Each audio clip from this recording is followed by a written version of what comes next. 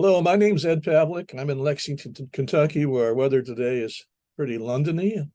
And my colleague is Frank Lawton in London, UK, where, of course, the weather is Londony. very good. Today, we're going to consider the implementation of a methylation analysis of two genes in order to better distinguish endometrial malignancy in women with abnormal uterine bleeding.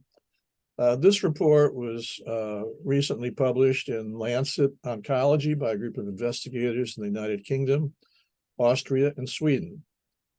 This paper is important because a malignancy is not the source of uterine bleeding in most cases. So many people, many women, can have uterine bleeding, but that's not a malignant explanation. The paper itself is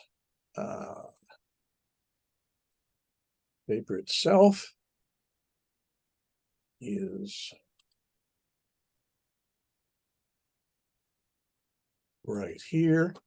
And basically, the two genes are the WID and the QEC, and we're looking for methylation. The examples of methylation have been previously published, the end result of this is that this paper is going to say we can probably sort out things using this molecular approach. So with that in mind, the long and the short of this paper ends up being a table of summary.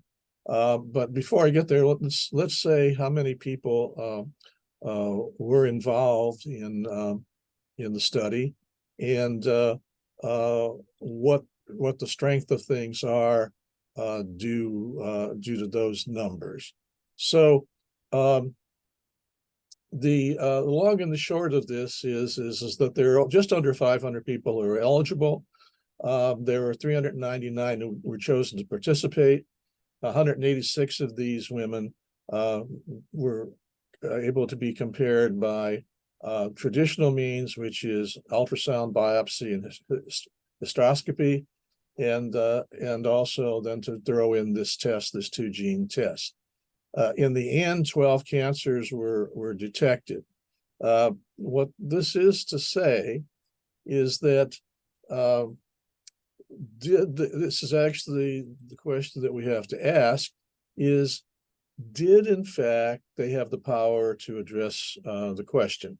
They originally selected a power of 75% where they would need 200 women, and they did not find enough cancers.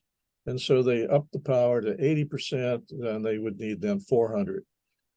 So basically, they finished their analysis with these 12 people who had cancer, and another 11 who they had an inconclusive outcome. In other words, everything was not completed on these people. And those women perhaps present the greatest mystery, while another group, and this group is quite a bit larger, this group numbered 213, and they didn't receive a confirmatory biopsy. So that's the shortcoming of the paper going into the conclusions.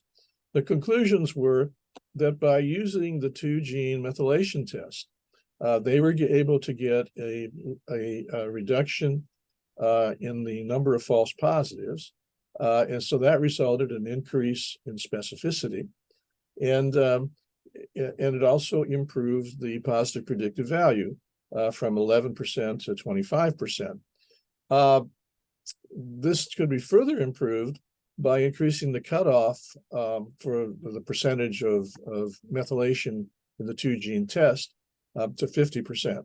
If that were to be the case, that meant that one malignancy was found for every 2 cases that were taken to the final steps or surgery or to the gold standard. So I think this is promising. Whether the tests were done traditionally without the two-gene test or with it, one cancer was missed, so there was one false negative. And once again, on this limited sample, the results I think are quite encouraging.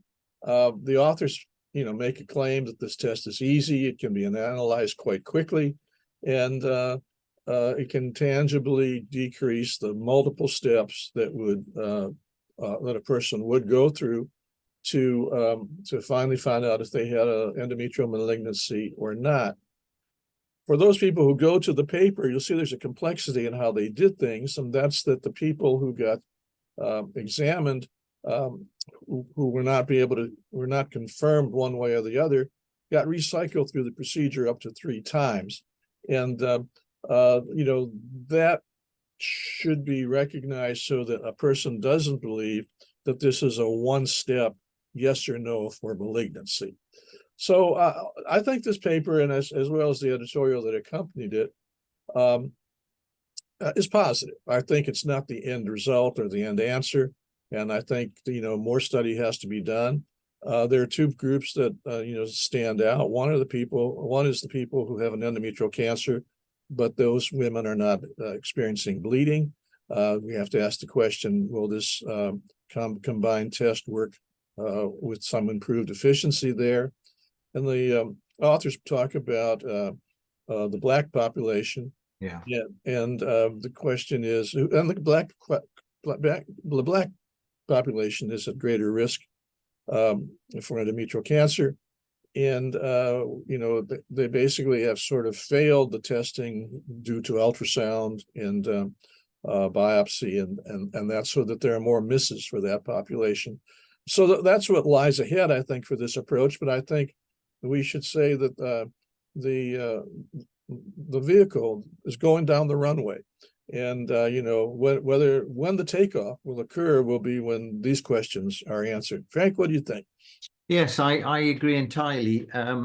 Obviously, the as you said, the limiting factor is these are symptomatic women, so this is not a screening test, and people, medical professionals and patients have got to be aware of this, particularly. And I know some of the authors of this paper particularly well, and they would certainly not try to use this as some sort of screening test in asymptomatic women. And the other thing that you mentioned, which the authors do accept, is amongst the population that they've chosen, a high proportion, if you say, of Black women. They present with different symptoms. They're not obese. They're not necessarily postmenopausal. They don't have associated diabetic problems, etc. They're a different population, and that is something that needs to be considered. And the other thing that you've mentioned is the large number of patients in the study that didn't have an endometrial biopsy, because let's face it, the gold standard of diagnosing endometrial cancer is an endometrial biopsy. And the number of patients that for whatever reason didn't have a biopsy is a deficiency, I think, in this paper. That having been said, I think your idea that this is going to take off, there's no doubt it will. I think the data are important. Anything that improves the specificity, and for that matter, not so much the sensitivity, but the specificity for women with abnormal postmenopausal bleeding is something that is going to be very, very important. And from a cost-effective point of view, of course, as well. Absolutely. Well, very good. We've done it again. We've completed another GYN Garage, and we'll try to do it again. And we'll try to do it again when the flowers are popping out of the ground and there's no more snow and it's warm. Well, good to see you, Frank. Okay, thank you. Take care, my friend. Take care. All right. Bye-bye. Bye-bye now.